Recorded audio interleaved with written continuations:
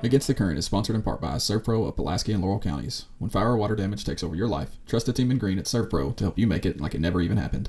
They provide 24/7 service when you need it most. Give the local office a call at 606-877-2160 or online at servpro-pulaski-laurel-counties.com. Franchises are independently owned and operated. Today I'm joined by Michelle Allen, who's the Executive Director of the Somerset-Pulaski County Convention and Visitors Bureau.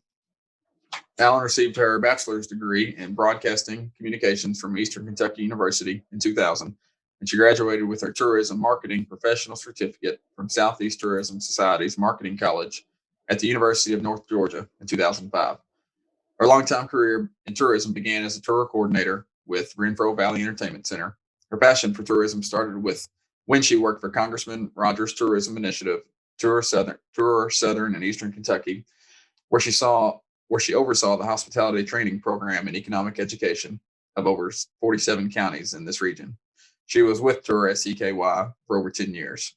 Allen is currently the Smith Travel Report Coordinator for the Kentucky Association of CVBs, is an active member of the Kentucky Tourism Industry Association, also receiving her certification as a Kentucky tourism professional from KTIA. She's the vice chair for SPEDA, and served on the Citizen National Bank Economic Advisory Committee member for the Kentucky Southern Shorelines, and is a Somerset-Pulaski Chamber member, just to name a few. Allen resides in the city of Somerset with her two sons, Spencer and Jensen Lake Allen. And Michelle, I got to ask you, I have three boys of my own, and number two is absolutely wild. And so is it a second boy thing for you too? Yes, totally. I was just talking about that the other day. My first one, he's just as nice and calm as can be. My second one, he's got attitude all over the place, and he's 11. And he's 11's got attitude already. I remember somebody joked with me and said that their firstborn was on the path to Yale, and their secondborn was on the path to jail. So, now I think it's going to be a little bit.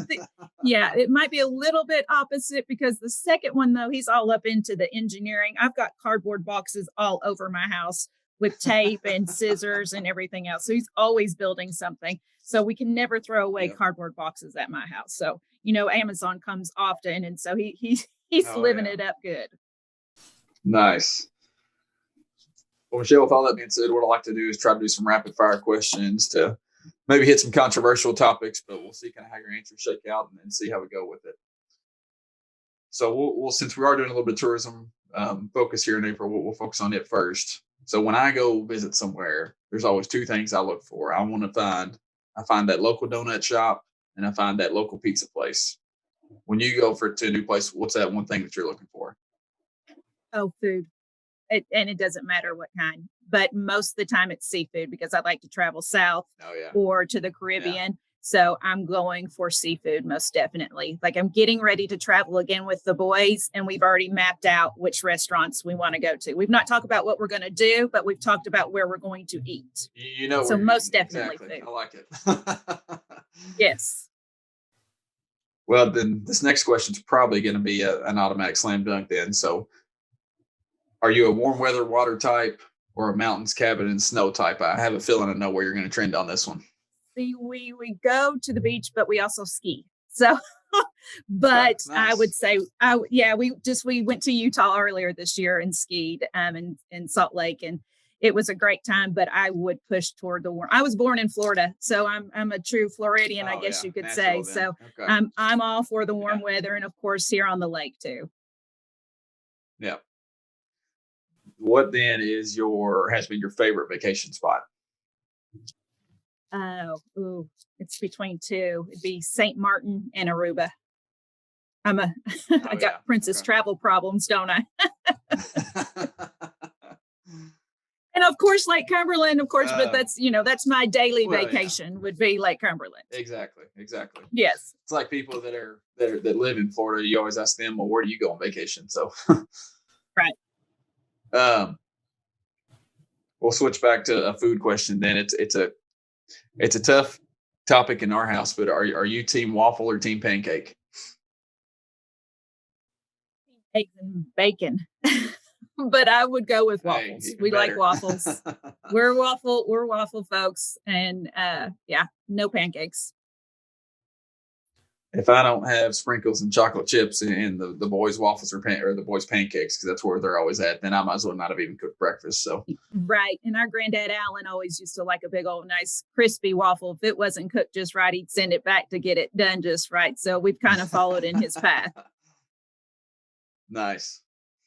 Well, last couple questions here. What has been maybe a favorite book, podcast, magazine, anything that you've read recently?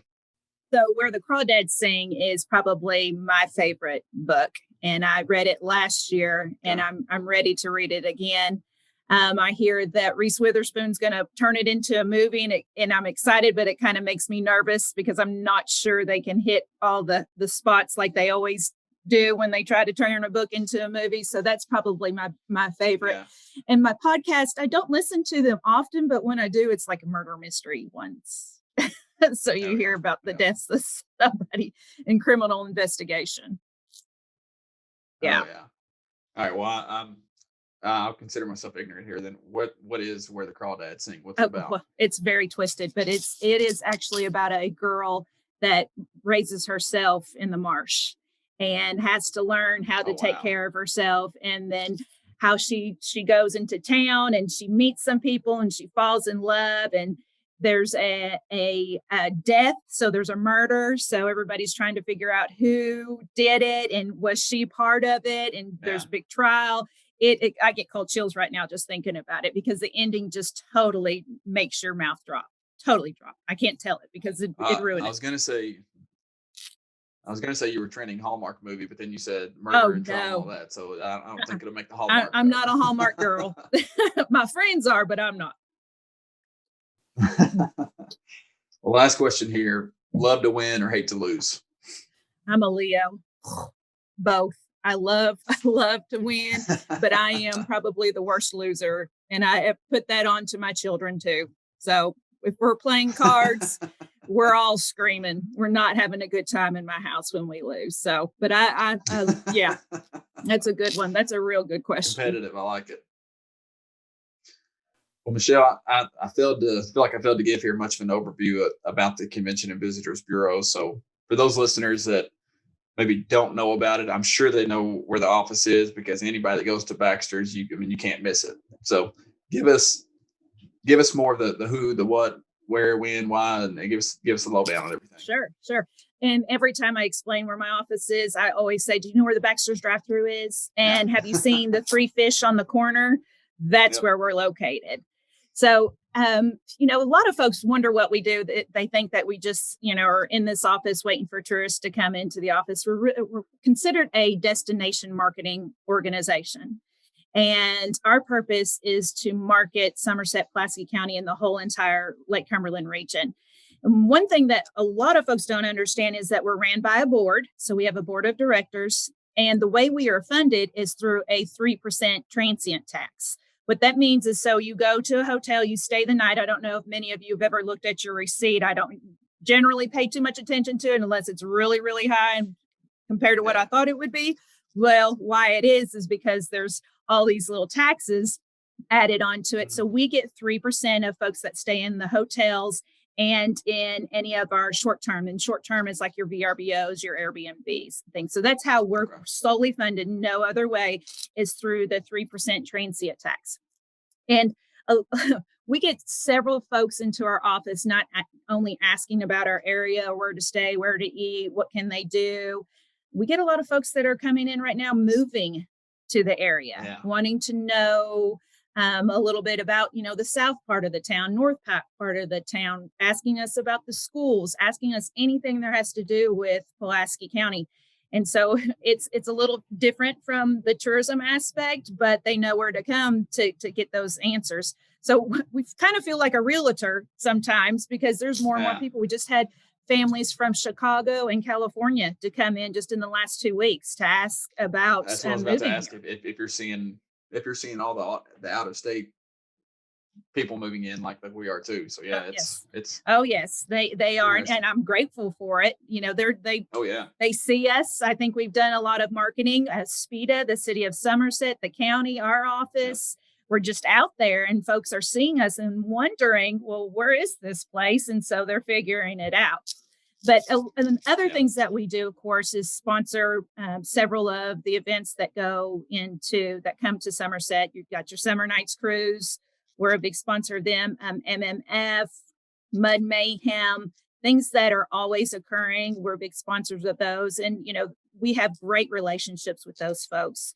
So we're excited that hopefully, and so far the word is out that everything is happening this year. So we're really excited about that. And we're getting calls. Here.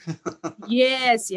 So, and it's not only for our visitors coming in, it's for us too. Our folks in our community need to go out and support it as well. It's something to do. It's something that's like Summer Nights Cruise. You don't even have to pay for that. That's a time you can go and just walk around, and enjoy the day, and see all the different cars. So that's fun as well. But this year, for instance, we didn't get to go to our boat show. So that's something else that we do in our office. We travel around, trying to promote our community. We're not just telling people, hey, stay in this place. We're telling you about, which I've dedicated as the West 80 corridor. You can stop at the harbor for lunch and go to Haney's, get some apples or fried apple pie. Yeah. Then you can go to Mill Springs, and there's just so many things that you can do in our area. So that's something that we do too. And I won't mention the whole legislation fighting for our communities around tourism. Folks don't know that we do and get involved in Frankfurt and stuff. There's something that comes up that has to do with the lake. We want to be sure we're at the forefront fighting for our community and things. And it's a lot more than what I expected when I got this position. I was on the board for 5 years anyway, and Carolyn just did a fantastic job and made it look seamless. And it was easy for me to move in because of my tourism history.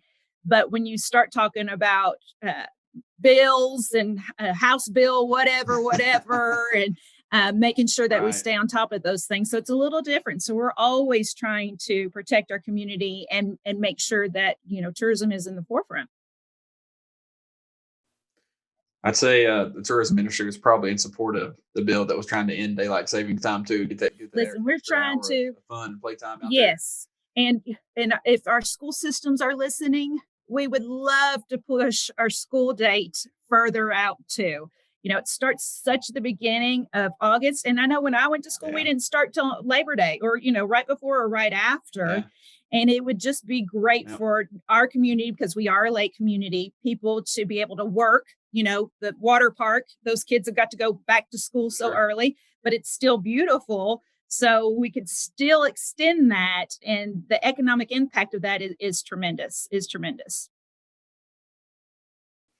Yeah, you talked there about the economic impact of it. So is there a dollar figure that we can put on the tourism industry for our area? What's that look like? Yeah, $126 million in 2019 economic impact. $126 million, the highest we've ever had.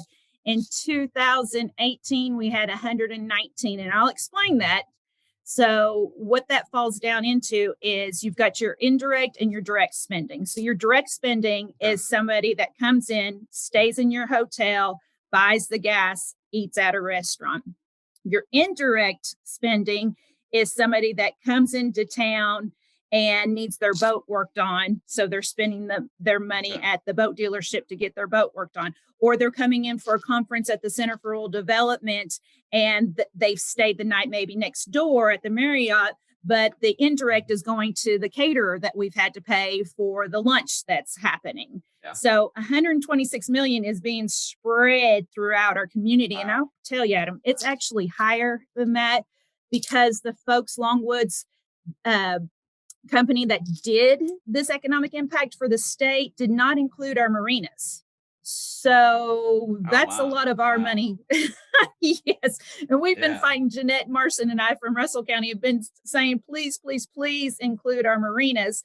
So I would say it's much higher than the $126 million. So it's fabulous for us. We don't have our 2020 numbers in yet, and I'm a little nervous for that, but we did. So. Yeah. We did better than most people through COVID, and it was solely because of our lake. Absolutely because of our lake. Hey, I'd be very curious too, just to see the marina impact during COVID, because I know it's probably out there on social media a lot too, but you went out on the lake anytime during COVID, it was crowds like you've never seen, and people were buying boats like I've never seen. Yeah. I just talked to one of the boat dealers the other day and said they wanted, if there was a certain kind of boat, whatever it was, and said it would not be here till September because everybody's buying up and everybody is falling behind. So it's hard to find what you want because it's already sold. Day trips are huge right now. RVs, camping is huge right now. Yeah. PC Park has added a few more camping sites. It's looking fabulous, by the way. A lot of things happening down at PC Park. Outdoors is where it's at, and outdoors is what we have here. So it's not even, we've got the hiking, the biking, the bike trail at PC Park, and pretty much the only place that I know of to be able to actually walk right into the lake where the beach is. I know they're just resanding it and fixing it up, getting it all ready for the summer too. So we're really excited. I think, when I started comparing numbers, I'm still talking COVID, by the way, comparing numbers from 2019 to 2020 when COVID hit on our big weekends, we were about the same. So the loss wasn't great on during the summer. What really hurt us was our falls because we didn't get to have our big festivals, our moonlight festivals. We didn't get to have those types of things, nor could we have conferences and conferences that happen during the fall and the winter time is what really helps our community during the slow season. And, our hashtag is LC365. So that's Lake Cumberland 365 days a year. We've got something that's going on for everybody to enjoy. And the goal is come see our lake, but then we've got things that are happening off of our lake, like in the city, they're doing things all the time. So we're trying to grow together and think of ideas and bring opportunity to folks that come to the lake and see what else we've got off the lake too. There's several things I want to unpack there. And I think I'll start just with the talk about COVID. So this was a misconception for myself. So when I was preparing just for our talk, my thought was, I know March through September, that's your tourism time. So that was probably the time that was a tough time for you all. But what I'm learning already is that actually, no, it's the fall and the winter time that you all really have to push to try and help. And you think about that too, with the hotels, usually they are more empty and everything too during that time. And so obviously, and kind of what we talked about before, like, so I'm an optimist and ideally, hopefully we're coming out of COVID, or at least we're in a better position than we have been.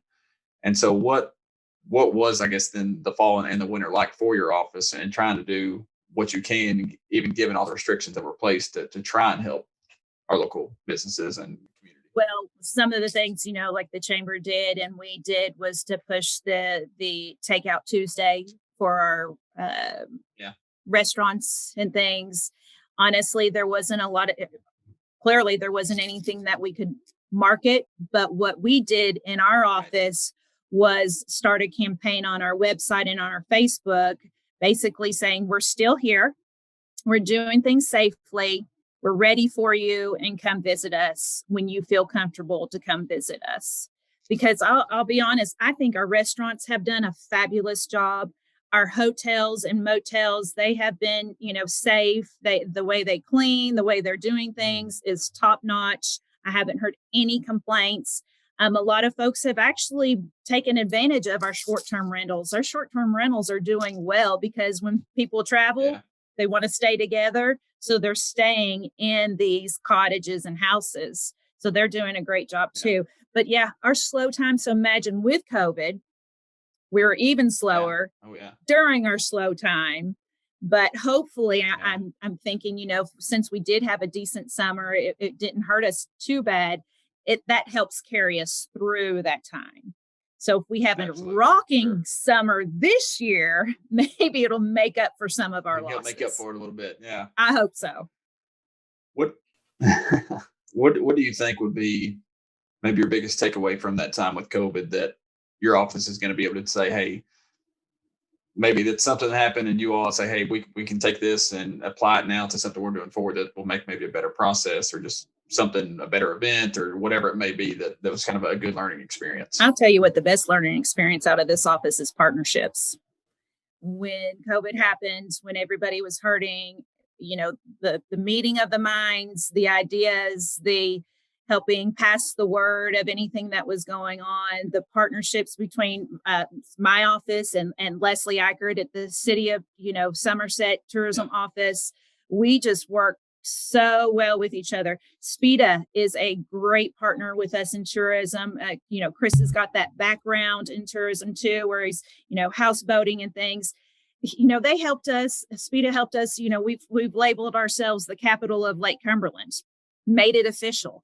Right. So these partnerships through all this, that's the biggest takeaway. I guess you take advantage of having somebody you can call and work with. When things slow down and you really need to grab each other, that's when you walk away thinking, wow, that I'm lucky to have this right now. Well, and that probably takes care of my next question then too, because what I was going to talk about is maybe what's the best strategy or most focused strategy that you all have for maybe not necessarily even drawing attention to our area, but get people to spend their money when they get here. And I'd say it's probably the same thing. It's partnerships and it is that unified, marketing effort. It is absolutely. The city sometimes does great, and SPIDA does great videos about tourism. They've got a little bit more money than I have in my office to be able to afford a video about tourism. It's not just me. And it's I would call it our second to third largest industry just in Somerset. It is in the state of Kentucky, tourism is, but just in Somerset, we've got our school system, we've got our hospital, and then there's tourism that's right up through there and some of our manufacturing. So we've got to remember, it's not just a visitor coming from Ohio that's considered a visitor. Right. It's anybody that crosses that county line.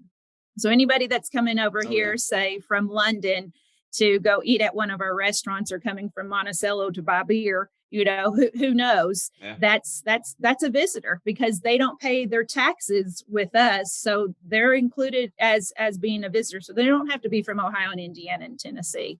But we're really going to start pushing, times are changing, the digital stuff. So and that goes like this over my head a lot. So that's where your partnerships come in too, is trying to share and develop ways to do different things instead of, the same things that worked in the past aren't going to be the same things that work now. So we've got to really start changing our mindset of what works best for us. That's a good point too. What do you think, or maybe some new things, not necessarily events, but new strategies, I guess, that are on tap for 2021 and beyond that you all are going to be trying to implement? And I think it's mostly going to the digital. For instance, we work as we have a region, it's called the Southern Shorelines region.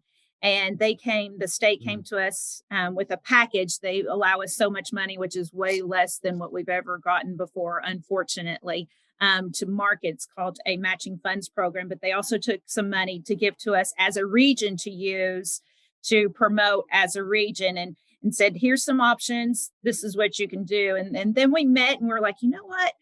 We're getting a lot of people from Chicago calling us. We're getting some folks that are hitting us from that area, which they used to hit us, then it slowed down.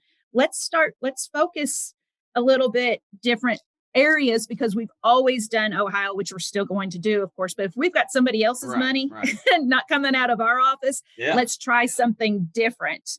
So we're going to have billboards up there. We're going to have banners. We're going to have all kinds of things that are going to be right on the interstate promoting our region, not necessarily just Lake Cumberland, but the entire region. So that's something different that we're able to do this year. And, just getting more involved with influencers even. We've not found somebody that's exactly who fits us just right, but hopefully we get a lot of folks that are interested in our area and want to talk about it. I like that. Well, let's talk about maybe a recent event that, of course, this episode won't air for a couple of weeks, but I know it's just this past weekend, you guys had the big boat show. Yes. Recap a little bit about how that event came together and how it turned out.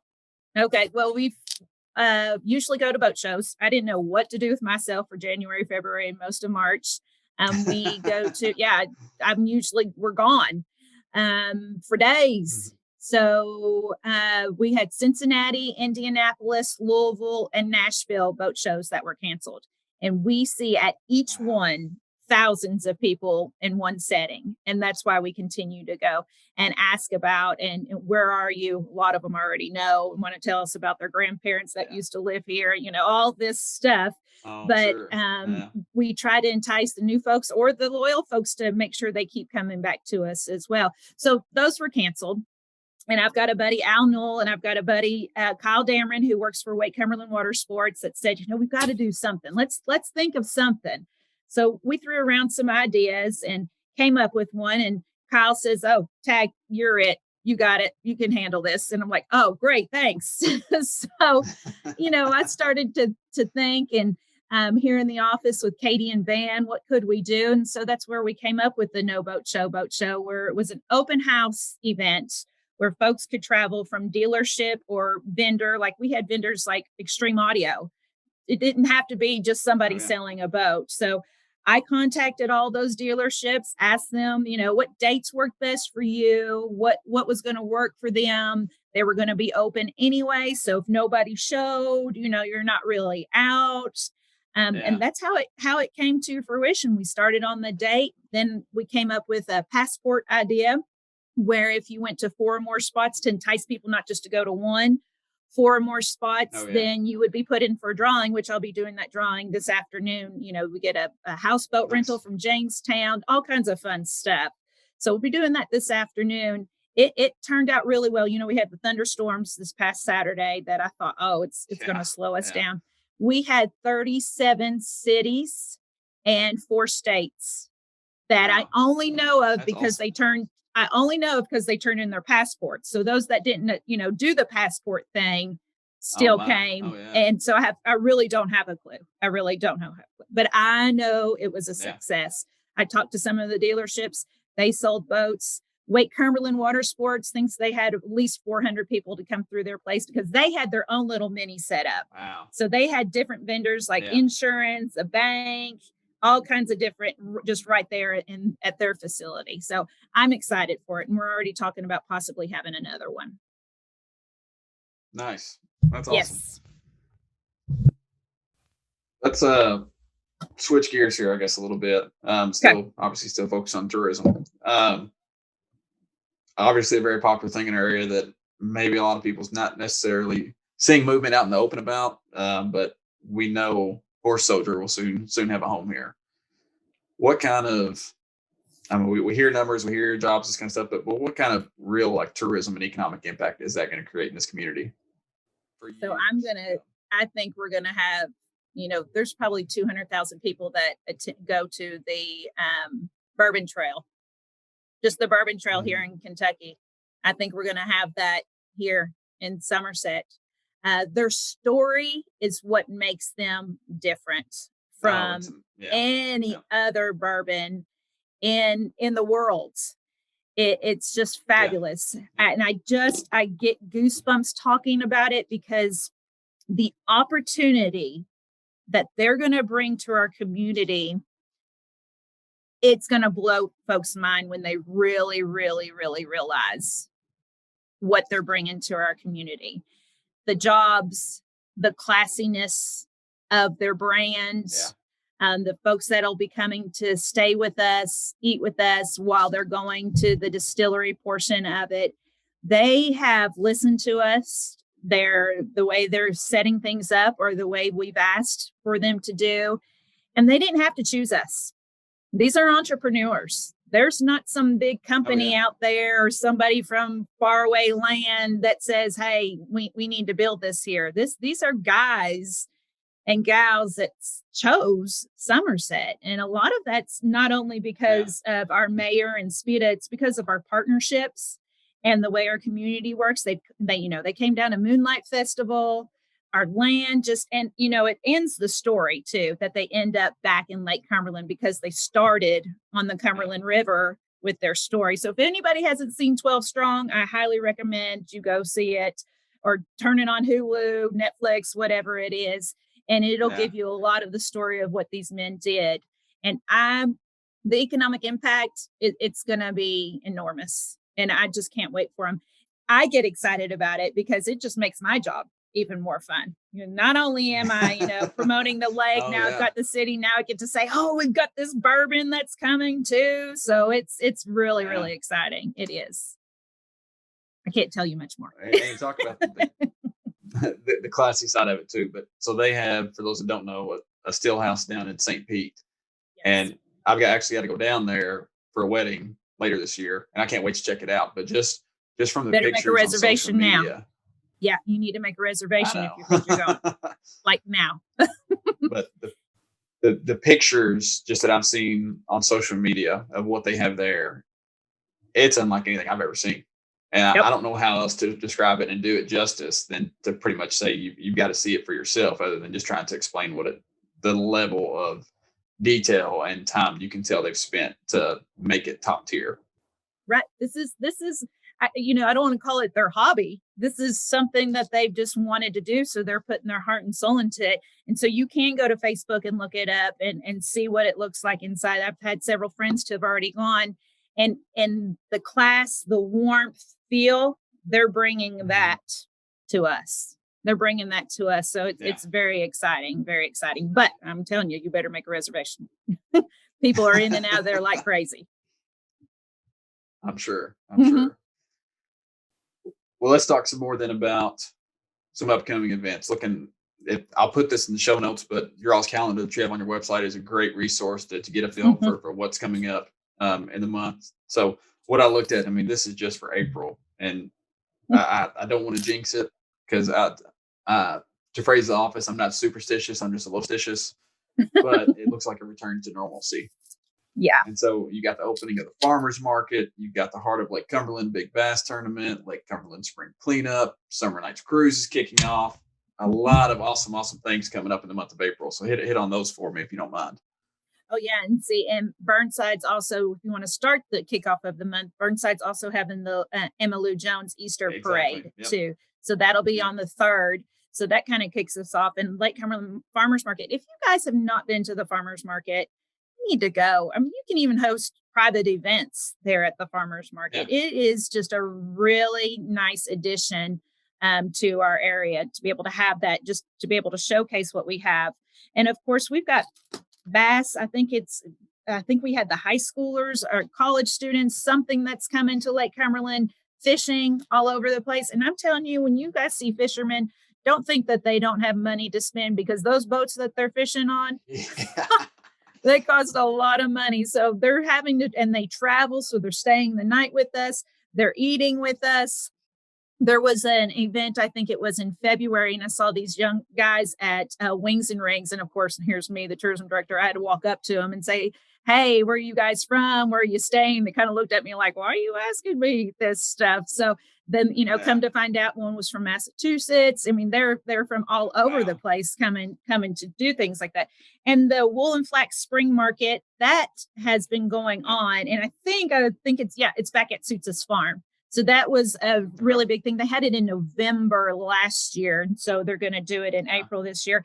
And then, my goodness, Summer Nights Cruise, they worked really, you do not know what Keith had to go through to try to have Summer Nights Cruise last year. And he pushed it, and that whole board really worked hard for us to have something going on during those COVID times when we couldn't have anything going on. So I hope everybody goes out and supports Summer Nights Cruise. They've got a really large lineup this year.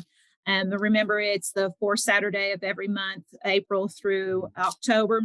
And then in November, though, they've got a Jeep Jamboree. So they're doing some different things. This will be their second annual Jeep Jamboree. So we're excited for Summer Nights Cruise to kick off, too. Kind of feels like, things are really happening when you finally get the Summer Nights Cruise going and the farmers market open. You're like, all right, here we go. So hopefully it all pans out. Yeah, I'll be honest. This time, or I guess it would have been in April a year ago, going home on that Friday and seeing how empty the roads were just eerie. Yeah. So I miss even just, because I live probably a mile or two off 27, but being able to just go out back and just hear the motors revving up and down 27. And that's, it's a good thing to have it back. Is. I'm looking forward to them being back and being able to go downtown and see them all and really enjoy it. And they're going to have I don't know if anybody's seen or been to the donut truck before, but he'll be there. at Summer Nights Cruise. I So, will definitely have to check so him you out. got to go check out the donut guy at the donut truck. That'll be at Summer Nights Cruise too, because he was at the No Boat Show, and I got to try him out, and he said he'll be at Summer Nights. I was like, okay, I'm gonna find you. Nice. Yeah. Well, Michelle, I'll go through a few more questions here and we'll kind of start winding down. We'll go with this one first. If you could give advice to someone that's wanting to, maybe interested in a career in tourism or somewhere in that space, maybe marketing, somewhere in that vicinity, what is maybe some advice you could give that person? So it took me almost 20 years to get into this position. Don't be afraid to start slow. And don't think that you have to have a job that is specific, that you think is specific in tourism. You know, I started my career in Blockbuster Video as a junior. That tells you how old I am. Junior in high school. There's no Blockbusters anymore. Junior in high school. And that's a tourism job. Why? Because I'd have people that come in from Ohio asking about things. And of course, as a teenager, I'd be like, there's nothing to do here, smack me for ever saying that. Right, but that's a tourism position. I feel like, the hospitality industry is great. You can be anywhere from a restaurant to a hotel to a park ranger to any of those things to get involved in.